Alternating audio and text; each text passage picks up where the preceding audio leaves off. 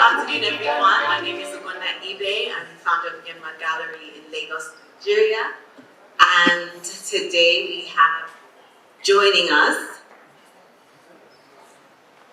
Pierre Christophe Gam, a multidisciplinary artist whose practice combines art, technology, and spirituality. We also have Mamadou Osman, who is a photographer and visual storyteller based in Somalia. And we have Somalia, of course. And we have Sarah Waiswa, who is a Ugandan-born, Kenya-based documentary and portrait photographer with an interest in exploring the new African identity on the continent.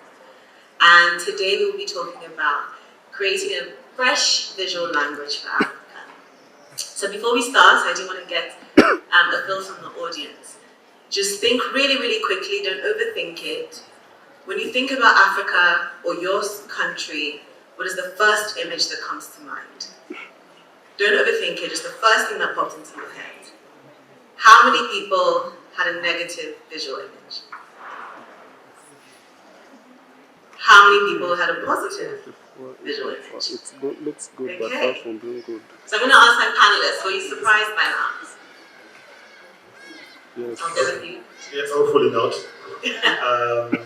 No, I'm not surprised because I think, obviously, from looking to the continent from the outside, and I think people have been discussing that many times about this.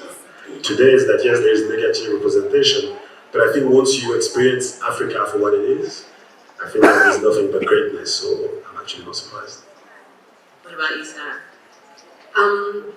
10 years ago, I think more people would have been raising their hands at the negative image. But now there's really no excuse to be thinking negatively. There's so many creators and so many wonderful people putting out such positive visuals. So yeah.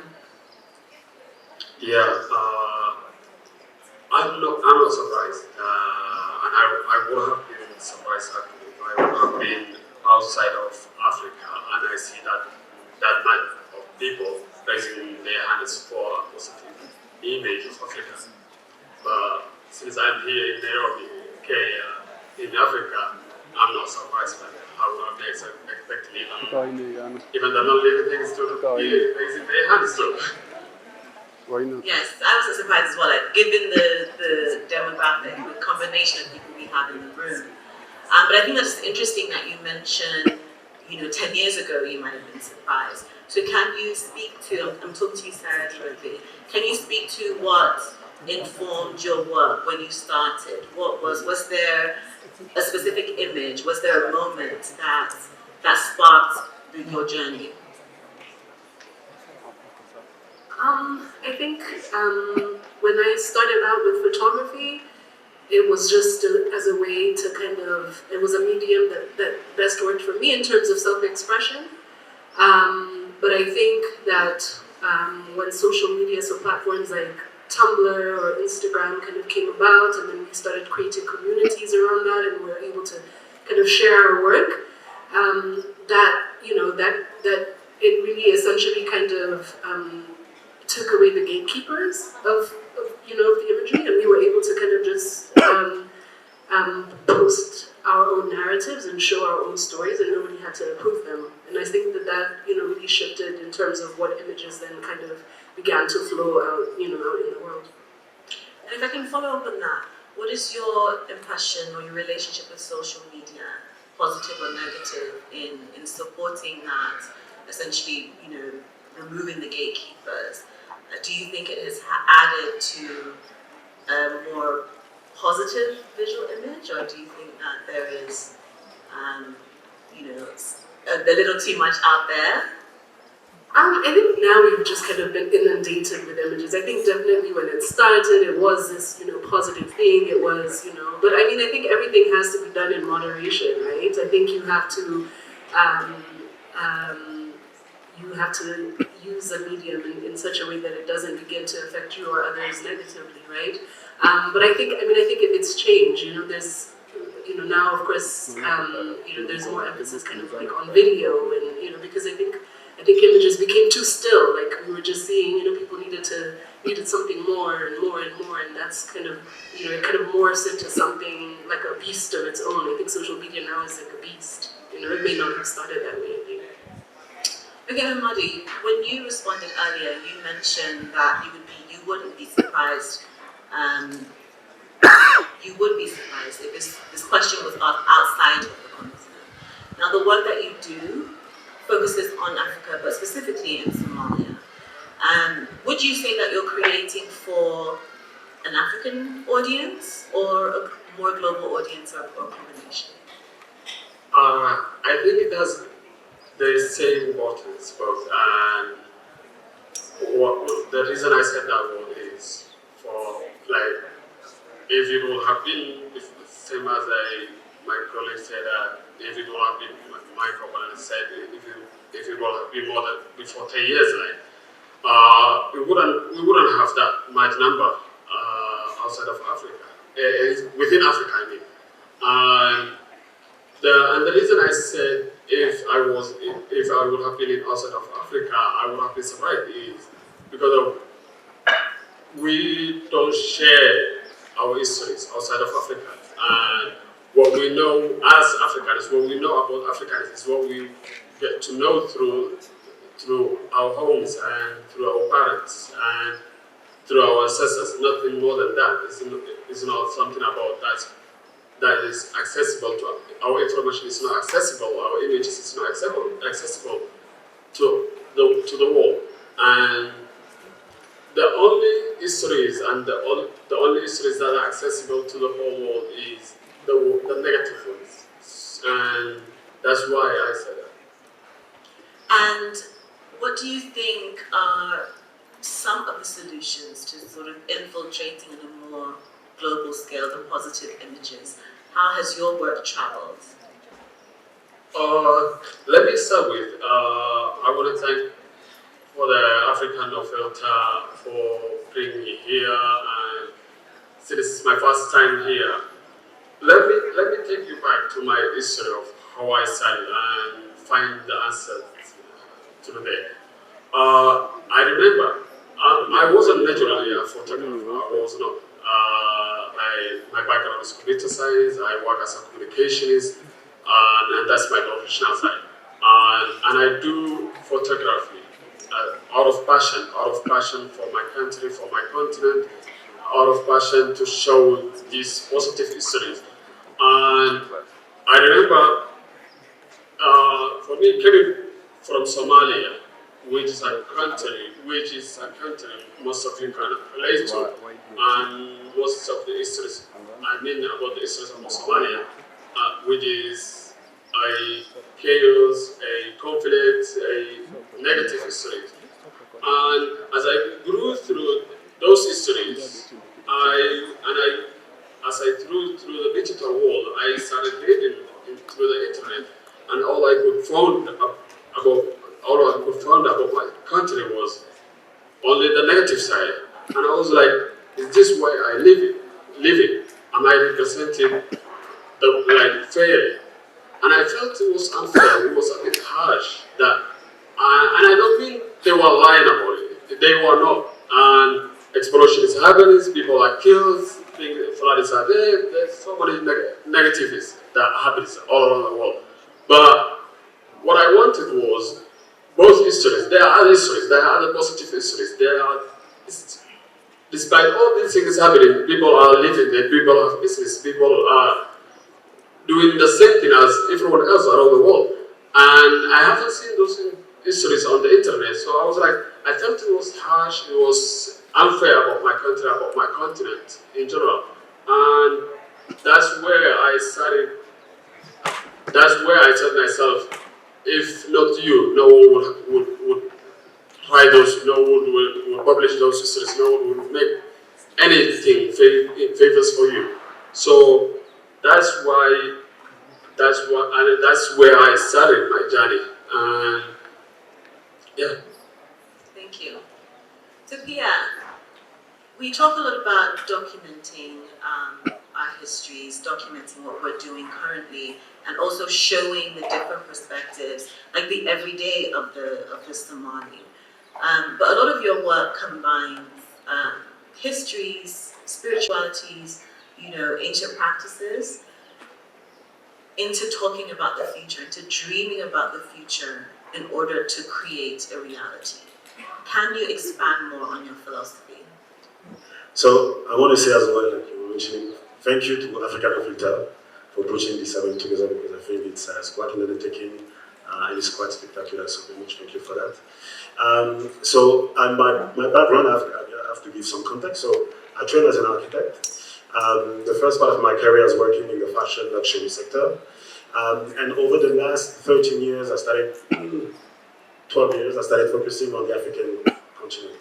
So initially I created a platform called Afropolis. And the goal of the platform was to explore the global African cultural landscape. And the idea for me was to investigate the kind of cultural DNA that permeates across the African diaspora. When you look at art, design, spirituality, across, when you think about music and so forth, there's a kind of African thread, DNA, cultural things that I was very much fascinated about. And so that's how I started to get involved in this conversation. And very quickly, the thing that was interesting to me is the idea of the future. So how do you investigate the future?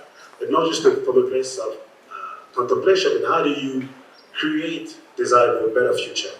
And what I started to notice at that time is that a lot of the conversation that was happening around the African community, I think something to what you were saying is that I think around 2012, something was shifting because of social media actually. So social media had a very positive impact amongst the global African creative, crowd, I can say, demography. Because first I think it was Tumblr, where people were sharing image, then Instagram. And a lot of people that I know today, we initially started knowing each other through the digital space, right?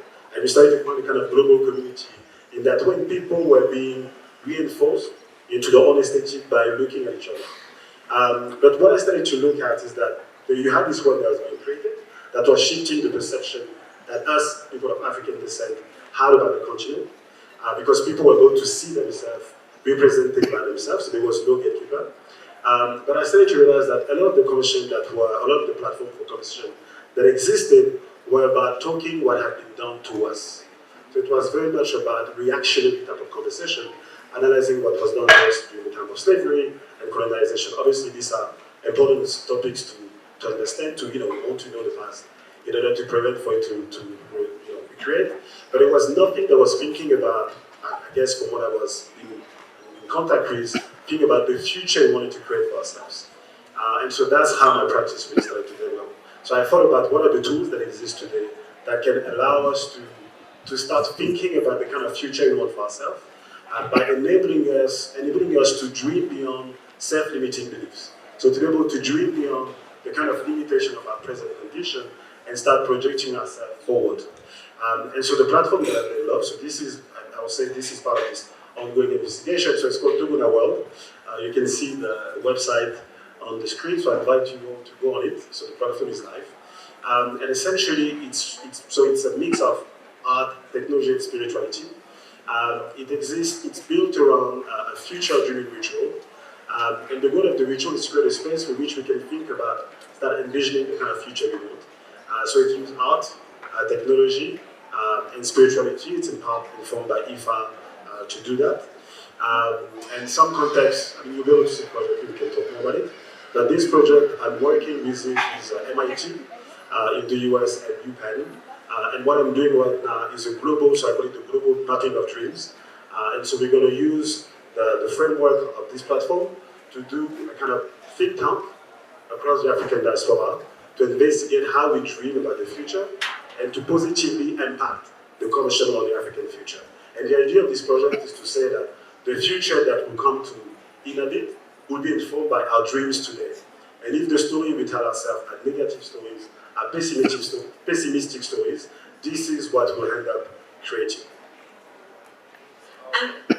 One moment, I'm so sorry I'm taking a lot of time, but at the same time I'm blessed to be here and to see all those African creative minds around me. I just want to add one thing to the last question, which is I feel like we are in this together, all of us, as an African, as a creative community. We're in this together, and if we want to see a better Africa, you have to start it from where you are in Africa. For example, for me, if I want to see a better Africa in the future, I will have to start it with Somalia, and after then we can go, and then we can go on, and then we can flush out all the negative histories. And one of the things I wanted to mention is this year, July 15, we did an international exhibition in Somali National Museum, which was the first time ever to happen. And you can imagine the amount of work that goes into doing something like that in Somalia. And it's been it's been successful. And it was the participants were like, there was 20 more than 20 creatives around the world that were participating. And yeah, I also wanted to mention that. Thank you. Congratulations. So you also have an exhibition that's on right now.